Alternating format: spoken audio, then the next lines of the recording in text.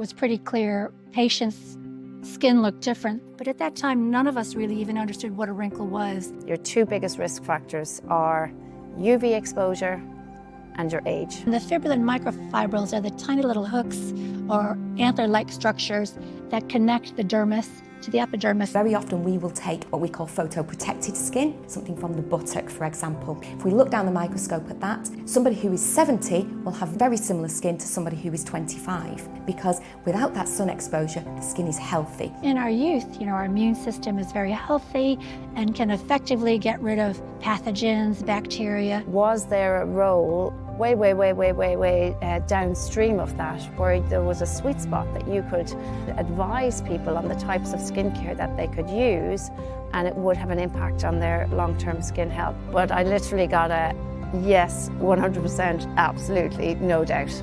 And for me, that was a really pivotal changing point in my thinking. I moved to the UK with a young baby and my husband. I did a fellowship in cutaneous oncology in St. John's Institute of Dermatology, which was an amazing year where I learned a lot about melanoma and lymphoma, and we used particularly those immunotherapies. I saw how they change people's lives with melanoma, really. And then I went on after that year to continue my interest in skin cancer and did another fellowship in skin cancer, where I learned Mohs micrographic surgery. One of the best things about dermatology is not that we just have so many things that we can treat, it's the fact that we can actually cure a lot of things. And when I started my life as a doctor on the wards as an intern, the biologic agents to treat psoriasis were really just beginning to come to the fore, and we were seeing patients who were on treatments like infliximab, and these medications absolutely changed their lives. That, and also at the same time, immunotherapies for skin cancer, for melanoma, were kind of being whispered about, and we were reading papers about these things. So I knew that dermatology as a specialty was going to be at the forefront of a lot of major advances in medicine, and that has actually panned out. When I first started in dermatology, I did some research in the laboratory, and because of the timing, that was when the story about photoaging, skin aging, wrinkles, and the use of a pharmaceutical agent called tretinoin or Retin-A was being, understanding was being developed and how it impacted wrinkles. But at that time, none of us really even understood what a wrinkle was. Just from clinical observation, it was pretty clear patients' skin looked different. So the sun-protected skin on their abdomens and back looked very different from the skin, say, on the forehead, the face, the forearms, and maybe the back of the neck. So it was pretty clear there was some difference and some impact with chronic UV. But it wasn't until that period in time, sort of the late 80s, that we really started to try to understand. During that year when I trained in Mohs surgery, squamous cell carcinomas were being researched and looked into a lot more. And the reason for that was because we were seeing in our practice a lot more of these very high-risk skin cancers. So, skin cancers were always considered one of the lower risk tumours along the lines of BCCs. You remove them, you cut them out, and the patient is cured. And in the majority of cases, that is still true, but there are a subset of high-risk skin cancers that can spread and can lead to death, unfortunately.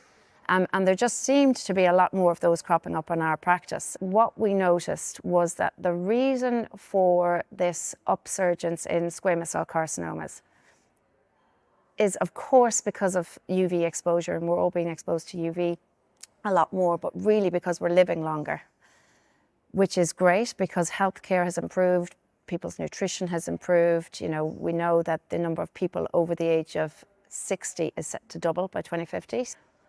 But that means that we have more cumulative years of UV exposure, and basically your two risk factors for developing a skin cancer, particularly the types of keratinocyte skin cancers that we see a huge amount of, your two biggest risk factors are UV exposure and your age. So skin aging, actually, while it is not a disease, it is one of the biggest risk factors for all of the diseases that we see and treat.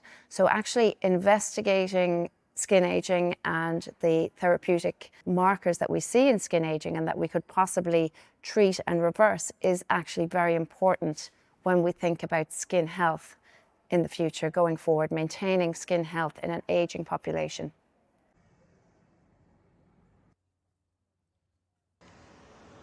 Chris came over because he was, as a very young man, one of the youngest professorial posts ever in the UK, offered a professorial post at the University of Manchester.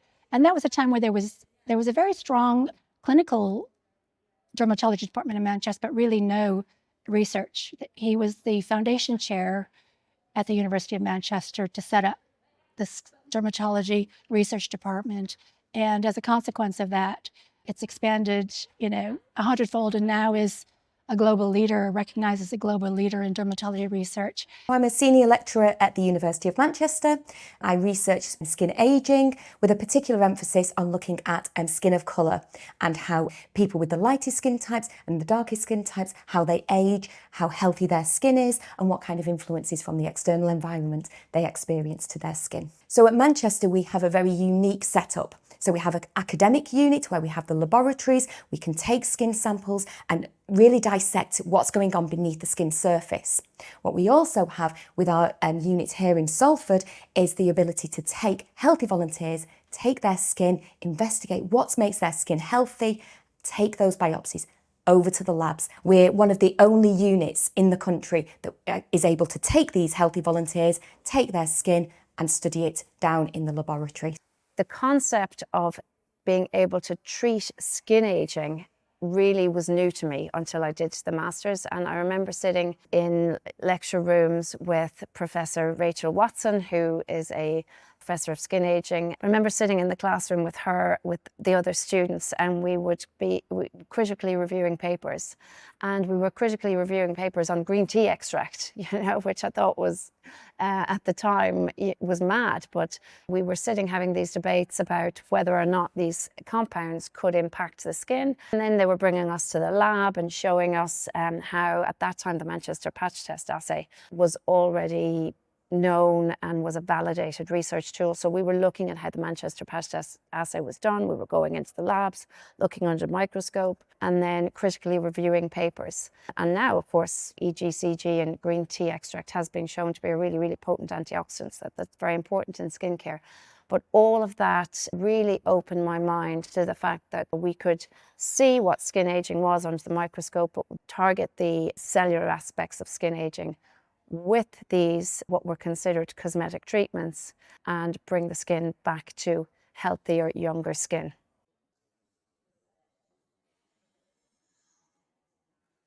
Fibrillin microfibrils are a form of elastic fiber, and they are sort of at the very top layer. So in the skin, we have the epidermis and the dermis. Those are the two main compartments in the skin. And the fibrillin microfibrils are the tiny little hooks or antler-like structures that connect the dermis to the epidermis, so shearing forces don't have as much impact. And in the studies that they've done here in the University of Manchester, they have shown that those elastin fibres are really a good measure of aging and UV exposure, because they are like little sacrificial lambs when it comes to UV exposure. So it appears that UV hits your skin, and these elastin fibres seem to soak up that UV damage. And once they have kind of come to the end of their life, then they collapse on the skin, and then you have this what's called a Gren zone. So there's a gap between the dermis and the epidermis. But the elastin fibres, so when you look under the microscope and you see that there's none there, you immediately know that that's somebody who is old and photoexposed. In young, healthy skin, you have lovely plump fibrillin microfibrils. So very often we will take what we call photoprotected skin, so sun-protected skin, something from the buttock, for example, because we know that that's not habitually exposed to the sun. If we look down the microscope at that, somebody who is 70 will have very similar skin to somebody who is 25, because without that sun exposure, the skin is healthy. Everything is where it should be. The composition, the structure, the integrity of the skin is pretty much the same. Whereas if we take a skin biopsy from the forearm, we can tell from that it's a sun-exposed site, and we can see there that somebody who was, say, 70 would have a much more disordered structure to their skin, but the signs will already be there in someone who is white at 25. Their skin will be showing signs of deterioration. So the fibrillin microfibrils, in a way, act as a sunscreen. They take the UV damage and take the hits.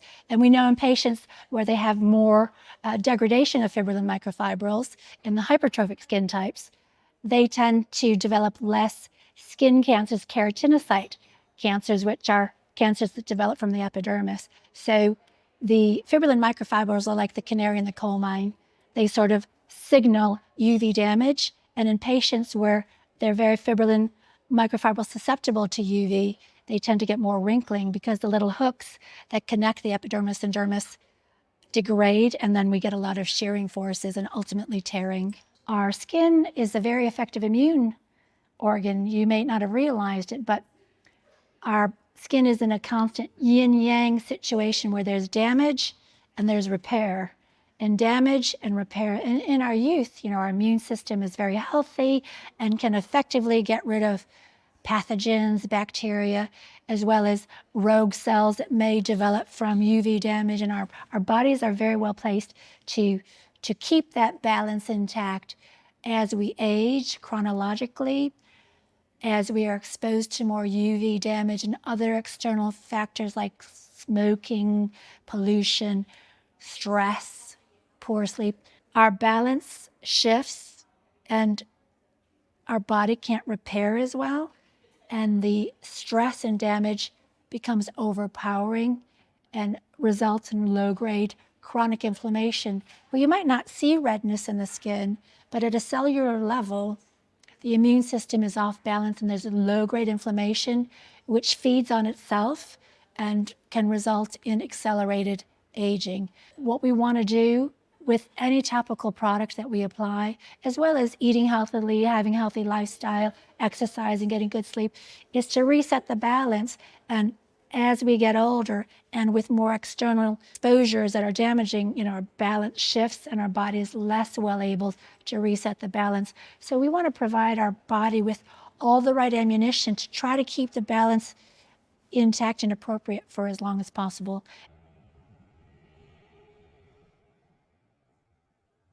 In my dermatology practice, I see the extremes of very elderly patient with very, call it actinically damaged skin, where they have field cancerization, so those patients with skin cancers.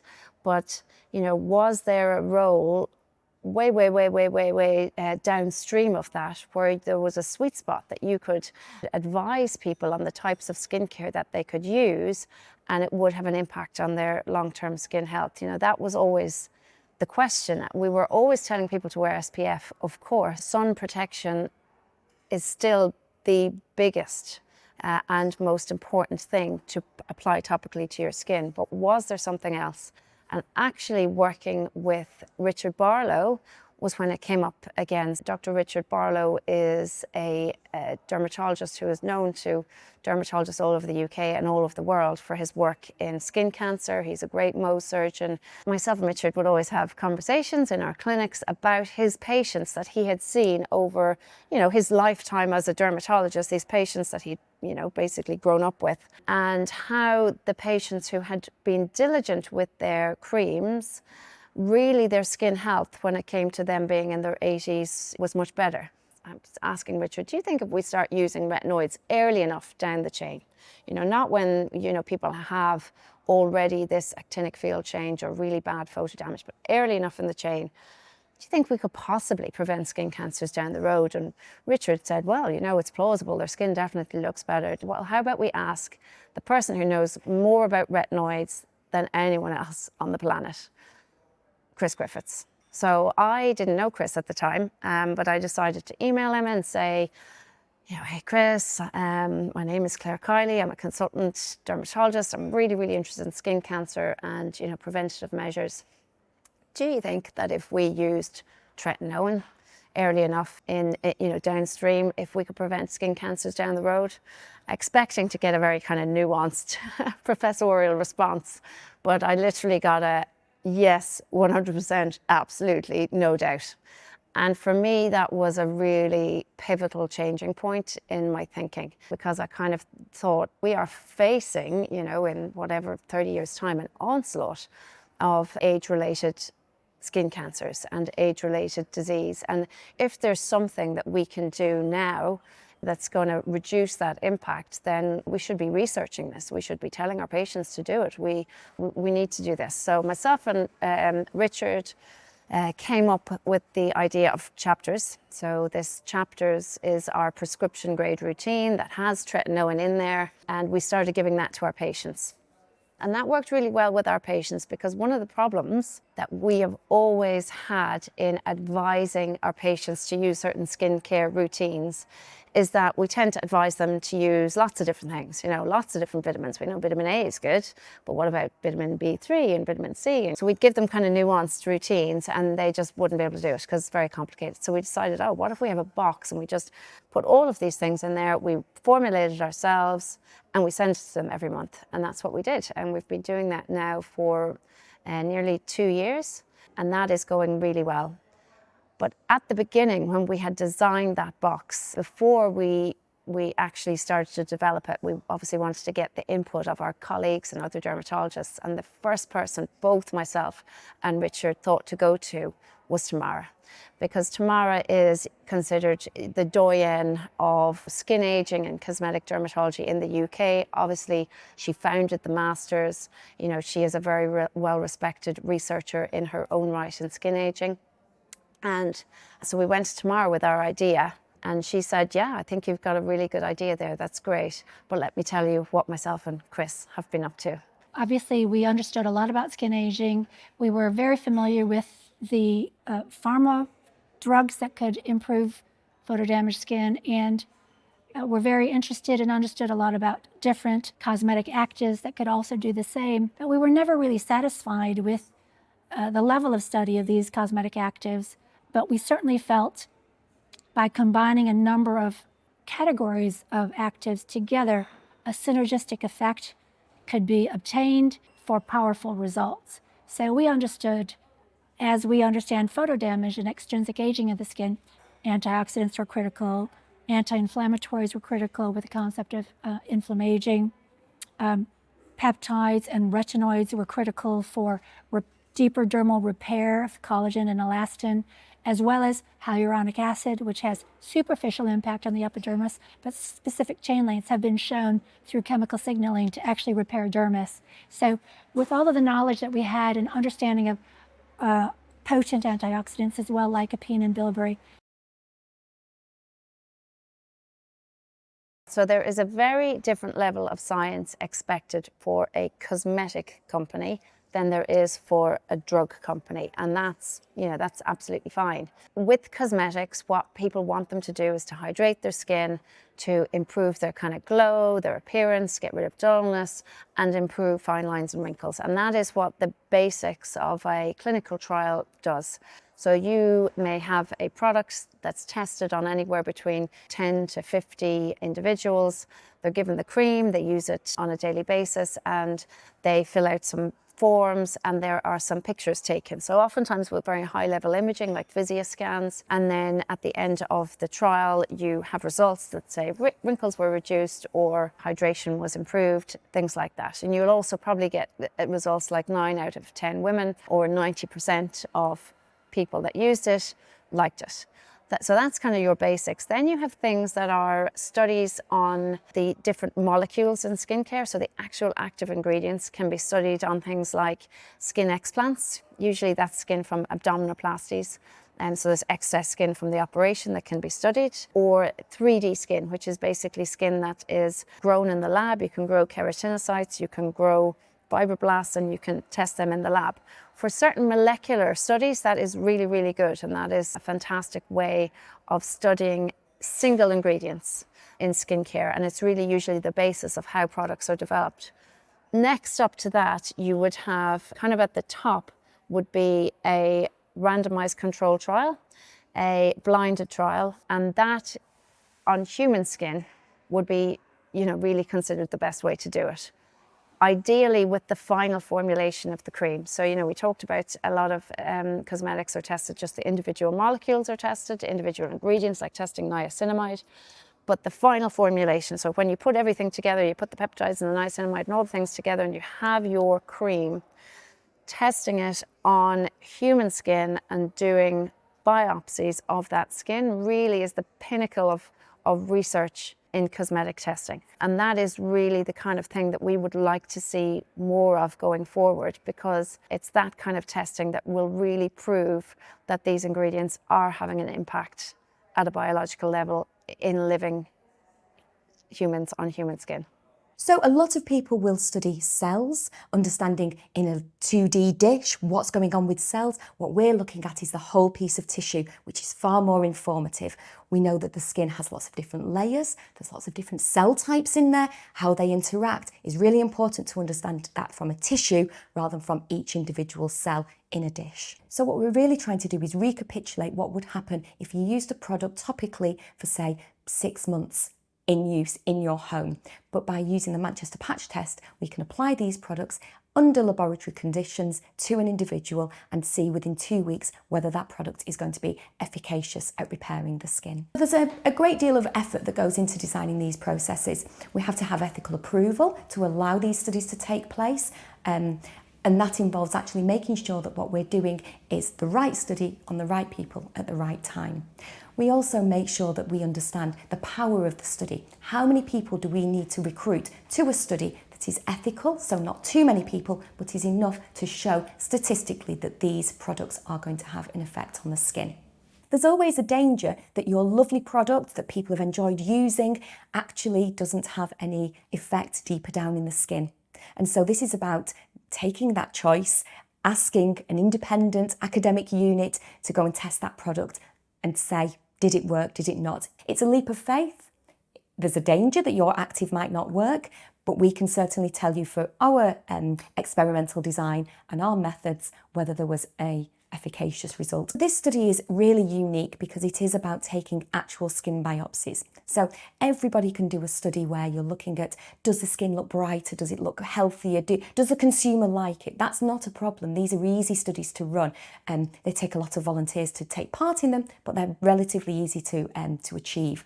What we're really doing is taking the skin biopsy. We're cutting that into minute slices and looking down the microscope and saying, have we improved the skin before and after treatment? And this is a range of techniques that is unique. It can only be run in scientific departments. It needs a lot of technology and a lot of expertise and know-how. These ingredients are more, they're more than trivial now. You know, we are in a realm where actually investigating these ingredients and seeing what they can do to skin at a cellular level has become more important than just claiming that they get rid of your wrinkles. This is about skin health. This is about long-term skin health. This is about your skin span and your skin basically lasting the pace.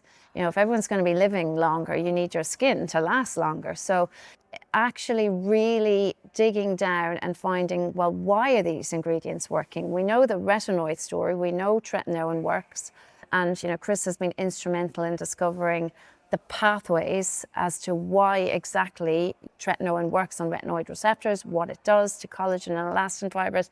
But what about all these other amazing compounds that we have? What about peptides? They are being researched really heavily here in the University of Manchester. Niacinamide, another compound that is amazing that Professor Mark Birch-Machen, who we're also working very closely at the Skin Diary, is looking into. Skincare, it has become incredibly confusing. So while there is so much more research into all of these compounds that is really fantastic, it has in hand become much more complicated. I mean, anytime you go into Boots or Space NK, there are so many products. And even as a dermatologist who has a master's degree in skin aging, you know, and I know a lot about cosmetics, it still becomes quite confusing. You need to have a science degree to be able to understand all the terminology. So everyone wants to know that what they're spending their money on is worth it. At the end of the day, that's one of the big issues. Is it worth it? What am I actually investing my money in here? And you want to know that the products that you're using are beneficial.